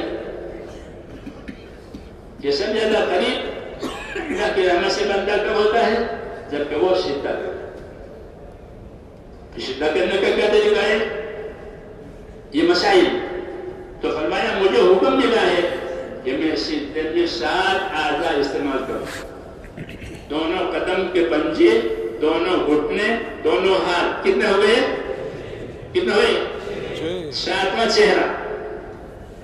7واں چہرہ. یہ 7 اعضاء سجدے میں استعمال ہوں گے تو سجدہ صحیح ہوگا، تو سجدے کی فضیلت ملے گی. یہ مسائل کی مثال ہے. کس کی مثال ہے؟ حضور نے مسئلہ بھی بتایا، فضیلت بھی بتائی. کہ جب اس طرح سجدہ کرے گا کہ اس کے 7 اعضاء زمین پر ٹکیں گے تو اس کا سجدہ صحیح ہوگا، پھر اس کو سجدے کی فضیلت ملے گی. ہاں، سجدے میں فضیلت. آدمی سجدہ تلاوت کرے. قرآن شریف میں نے سجدہ تلاوت 14 سورہ. سجدہ تلاوت آیت پڑھی تو سجدہ واجب ہو گیا. وہ سجدے کی یہ فضیلت ہے. حدیثوں میں ہے کہ جب آدمی سجدے کی آیت پڑھ کر سجدہ کرتا ہے تو شیطان الگ جا کر کے روتا ہے. کیا ہوتا ہے؟ یہ فضیلت ہے. شیطان الگ جا کر کے روتا ہے کہ آدم کی اولاد کو سجدے کا حکم ملا تو وہ سجدہ اس نے کیا، اس کو جنت ملے گی. مجھے سجدے کا حکم ہوا، میں نے نہیں کیا، میرے لیے دلوز ہو گئی. تو ہمارے ہاں میرے دوستوں ہر شعبے کے فضائل، ہر شعبے کے مسائل. اس سے بنے گا دین. کیا بنے گا؟ کیونکہ جہالت سے دین نہیں بنتا. جہالت سے دین نہیں بنتا. حضور صلی اللہ علیہ وسلم نے لوگوں کو جہالت میں سے نکالا ہے اور ایمان پر، عبادت پر، علم پر لا کے کھڑا کیا. یہ ملا ہے رسول صلی اللہ علیہ وسلم آخرت بنانے کے لیے کہ ایمان بنے، عبادات بنے اور اعمال صحیح بنے. اور اس کی پابندی ہو کہ ذکر کے ذریعے سے پابندی ملے گی. آدمی اللہ کا ذکر کرے گا تو اس کو استقامت ملتی ہے. یہ ذکر کا اثر ہے. اس لیے کہتے ہیں اپنا ذکر کوئی نہ چھوڑے. صبح شام اللہ تعالیٰ کا ذکر کرے. صبح شام اللہ تعالیٰ کو یاد کرے کہ ذکر کرنے کی وجہ سے استقامت اور پابندی ملتی ہے اور غفلت دور ہوتی ہے. ذکر نہیں ہوگا تو غافل ہوگا. دل غافل ہوگا. اور دل کو اللہ کی طرف رجوع کرنا ضروری ہے. تو علم و ذکر کی یہ غایت ہے کہ ہمارا ہر عمل اس کی فضیلت کے ساتھ، اس کے طریقے کے ساتھ، اللہ کے دھیان کے ساتھ یہ جب ہوگا آپ دعا پڑھو. تو یہ ترتیب میرے دوستوں آخرت بننے کی ہے کہ اس سے اللہ تعالیٰ کے حقوق ادا ہوں گے. ایمان سے، عبادت سے اور عبادت کے صحیح طریقوں سے اللہ تعالیٰ کا حق ادا ہوگا. دنیا حقوق ادا کرنے کی جگہ ہے، آخرت بدلہ پانے کی جگہ ہے. یہ قاعدہ ہے. پھر بندوں کے حقوق ہیں. بندوں کے حقوق ہیں. دنیا حقوق ادا کرنے کی جگہ بندوں کے حقوق ہیں کہ اللہ کے بندوں کے ساتھ ان کا حق ادا کرو. کہ بندوں کا کیا حق ہے اور بندوں میں کیسا رہنا ہے. اللہ کے ساتھ تو ایمان، عبادت، اخلاص کے ساتھ رہنا ہے. بندوں میں کیسا رہنا ہے تو فرمایا بندوں کے ساتھ رہنے کا طریقہ اللہ نے بتایا. ان اللہ یامر بالعدل والاحسان. ان اللہ یامر بالعدل والاحسان. کہ اللہ کے بندوں میں کیسے رہو گے، کہ اللہ کے بندوں میں کیسی زندگی گزارو گے، کہ اللہ کے بندوں میں زندگی گزاریں گے انصاف اور احسان کے ساتھ. کیونکہ دنیا حقوق ادا کرنے کی جگہ ہے، آخرت بدلہ پانے کی جگہ ہے. تو بندوں میں کیسے رہو گے کہ بندوں میں رہیں گے انصاف کے ساتھ. انصاف کا مطلب یہ ہوتا ہے کہ جو اپنے لیے پسند کرو وہی دوسرے کے لیے پسند کرو. جو اپنے لیے ناپسند کرو وہ دوسرے کے لیے ناپسند کرو. یہ انصاف کا مطلب ہے. اپنے لیے آدمی گالی کھانا پسند نہیں کرتا تو دوسروں کیسے گالی دے گا؟ دوسروں کیسے گالی دے گا؟ اس لیے دوسروں کو گالی نہیں دے سکتا. دوسرے کو حقیر نہیں سمجھ سکتا کہ یہ کچھ نہیں ہے، نکما ہے. کہ نہ، اللہ نے نکمی کوئی چیز پیدا نہیں کی ہے. ہر ایک کو اللہ نے کسی کے کام کے لیے پیدا کیا ہے. تو انصاف کے ساتھ دنیا میں زندگی گزارو، یہ حکم ہے. حضور صلی اللہ علیہ وسلم کو بھی یہی حکم، اُمِرْتُ لِأَعْدِلَ بَيْنَكُمْ، مجھے حکم ہے کہ تمہارے اندر انصاف سے رہوں، کہ انصاف کے بغیر حقوق ادا نہیں ہوں گے۔ اور انصاف کا تقاضا یہ ہے کہ جو اپنے لیے پسند کرو وہ دوسروں کے لیے پسند کرو، جو اپنے لیے ناپسند کرو وہ دوسرا، اس کی مشق کرنی ہے کہ یہ بات اگر مجھے کوئی کہے تو یہ مجھے گوارا نہیں ہے کہ پھر یہ بات دوسرے کے لیے بھی مت کرو، تو تم انصاف والے ہو جاؤ گے۔ کونوا قوامین بالقسط، انصاف کے ساتھ قائم رہو۔ اللہ انصاف کرنے والوں سے محبت رکھتے ہیں، تو انصاف کا یہ مطلب ہے تاکہ حقوق ادا ہو جائے، کہ دنیا حقوق ادا کرنے کی جگہ ہے، آخرت بدلہ پانے کی جگہ ہے، تو وہ اس طرح ہوگی کہ دنیا میں انصاف کے ساتھ رہے، اور انصاف سے آگے احسان کرنا، کہ میرے مال جان سے دوسروں کو نفع پہنچائے، مجھے ان سے کوئی نفع نہیں لینا ہے۔ مجھ کو اللہ نے یہ حکم دیا ہے کہ اپنی جان مال سے دوسروں کے ساتھ احسان کرو، دوسروں کو نفع پہنچاؤ۔ یہ نبیوں کی دعوت میں ہوتا ہے، اس کو اخلاق کہتے ہیں۔ اخلاق میں انصاف بھی ہے، اخلاق میں احسان بھی ہے، اخلاق میں ایثار بھی ہے، تینوں چیزیں، انصاف بھی ہے، احسان بھی ہے، ایثار بھی ہے۔ انصاف کا مطلب تو وہ ہوا جو میں نے عرض کیا کہ جو اپنے لیے پسند کریں گے وہ دوسروں نے پسند کریں گے، جو اپنے ناپسند کریں گے وہ دوسروں کے ناپسند کریں گے۔ اس کے اوپر احسان ہے کہ میری جان مال سے دوسروں کو فائدہ ہو جائے۔ کیوں کہ اللہ تعالیٰ احسان کرنے والوں سے محبت کرتے ہیں۔ اللہ تعالیٰ کو وہ بندہ پسند ہے جو اس کے مخلوق کے ساتھ احسان کرے۔ ساری مخلوق اللہ کا کنبہ ہے، اور اللہ کو وہ بندہ پسند ہوتا ہے جو اس کے کنبے کے ساتھ احسان کرے۔ نبیوں نے یہ زندگی بتائی، اس لیے وہ دشمنوں کے ساتھ بھی انصاف اور احسان کا معاملہ کرتے تھے۔ انبیاء کرام وہ دشمنی کر رہے ہیں، وہ دشمنی کر رہے ہیں، اور ادھر سے ان کے ساتھ انصاف ہے، احسان ہے، انصاف ہے، احسان ہے۔ اس سے میرے دوستوں زندگی کے حقوق ادا ہوتے ہیں، اس سے آخرت بنتی ہے۔ ہاں، یہ ہے دعوت، اور یہ ہے دین دنیا میں دین بنانے کا مطلب کہ ہماری زندگیوں میں یہ چیزیں آ جائیں، اور اپنی زندگی میں لاتے ہوئے پھر دوسروں کی زندگی میں آوے۔ اس کے لیے محنت دی گئی ہے، اخلاص کے ساتھ آخرت بنانے کے لیے اس کی محنت کرو کہ یہ سب سے پہلے میری زندگی میں آوے۔ میں اس لیے بات کر رہا ہوں کہ میری زندگی میں آوے، اور بات اس لیے، اور ہم اس لیے سمجھ رہے ہیں کہ ہماری زندگی میں آتے ہوئے دوسروں کی زندگی میں آوے۔ اللہ تعالیٰ نے اس امت کو اس کام کے لیے پیدا کیا ہے کہ وہ خیر کی طلبگار ہے، اور خیر کو دنیا میں پھیلانے والی ہے۔ اللہ نے جانے والی صلاحیتیں اس امت کو اسی لیے دی ہے کہ وہ آخرت بنانے کے لیے جس طرح اپنی ذات کے لیے محنت کرے گی، اس طرح دوسروں کی آخرت بن جاوے، اس کے لیے دوسروں میں محنت کرے گی۔ اس کو نصرت کہتے ہیں، اس کو نصرت کہتے ہیں۔ تو ہمارے ذمے دو کام ہے، ایک اپنے دین پر قائم رہنا، دوسرا اپنے دین کی مدد کرنا۔ استقامت نصرت، استقامت نصرت، یہ ہماری زندگی کی ذمہ داری ہے کہ جو عمل شروع کیا وہ فوت نہ ہو، مستحب ہو تو، سنت ہو تو، فرض ہو تو، اور جو عمل حرام ہے اس کے قریب لے جائیں، اس سے دور رہیں۔ استقامت کا ہی مطلب ہے کہ جو عمل اللہ نے حرام کیا ہے اس کے پاس نہیں جائیں۔ اتق المحارم تکن عبد الناس، کہ تو حرام سے بچ جا، پھر تو خدا کا سب سے بڑا عبادت گزار ہے۔ حرام سے بچنے کے فضائل ہے کہ تو حرام سے بچ جا، پھر تو خدا کا سب سے بڑا عبادت گزار ہے۔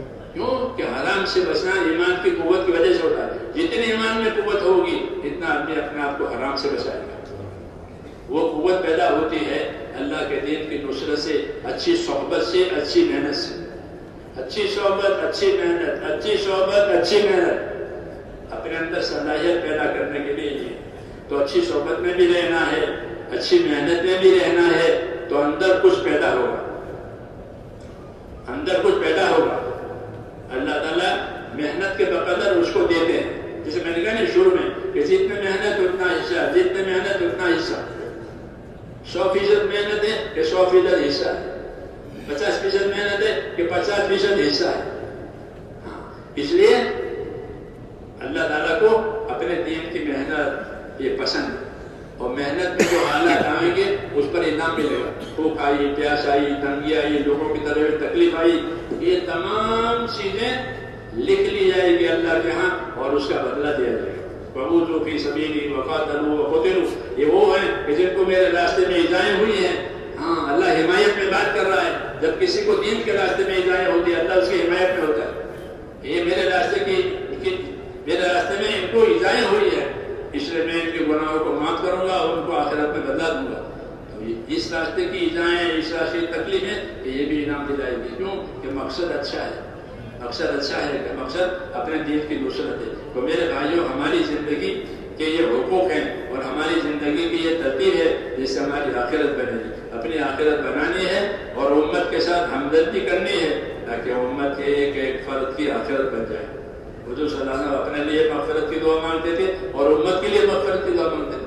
अल्लाह मग़फ़िरली व लिउम्मती, अल्लाह मेरी मग़फ़िरत फरमा, मेरी उम्मत की मग़फ़िरत फरमा। क्योंकि उम्मत के साथ हमदर्दी करनी है। तो उम्मत के साथ हमदर्दी का मतलब ये है कि जो खैर अल्लाह ताला ने हमको दी है, हम अपनी मेहनत से अपनी ज़िंदगी में वो खैर बढ़ाएं और उम्मत में मेहनत करके उम्मत को भी इस खैर पर लाएं। अल्लाह ने उम्मत में बहुत सलाहियतें रखी है। ये उम्मत ऐसी है, हाँ, जैसे सोना और चांदी ज़मीन में से निकलती है और बड़ी कीमती चीज़ है, ऐसे ये उम्मत भी, इस उम्मत में अल्लाह ने बड़ी सलाहियतें रखी है। अगर उन पर मेहनत हो जाए तो एक एक आदमी कितना काम कर लेगा, हाँ, कितना काम कर लेगा, कितनी खैर उसके वजूद से दुनिया में खुल। इसलिए बशारत दी है कि तूबा लिअब्दिन जअलहुल्लाहु मिफ्ताहन लिलखैर व मिग़लाक़न लिश्शर, खुश नसीब है वो बंदा कि जिसको अल्लाह खैर के फैलने का जरिया बना ले और शर के मिटने का जरिया बना ले। खुश नसीब है वो बंदा।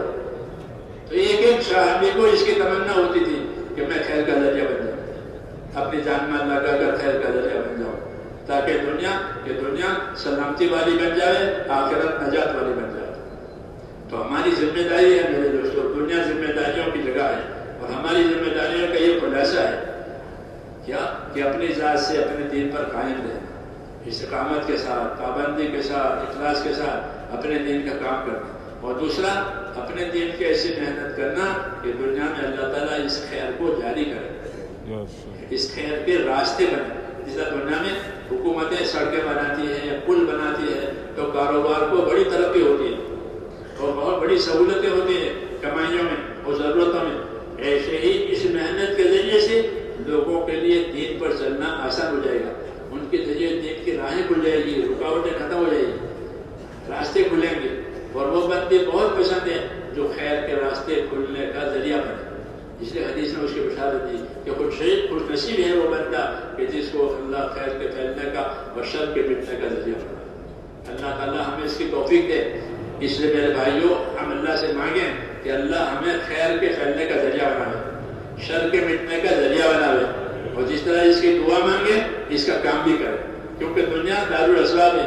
या दुआ भी मांगनी है, काम भी करना है, दुआ भी मांगनी है, काम भी करना है, ताकि जिम्मेदारी पूरी हो जाए। जब जिम्मेदारी पूरी होगी, जिम्मेदारी पूरी होगी तो मदद भी होगी।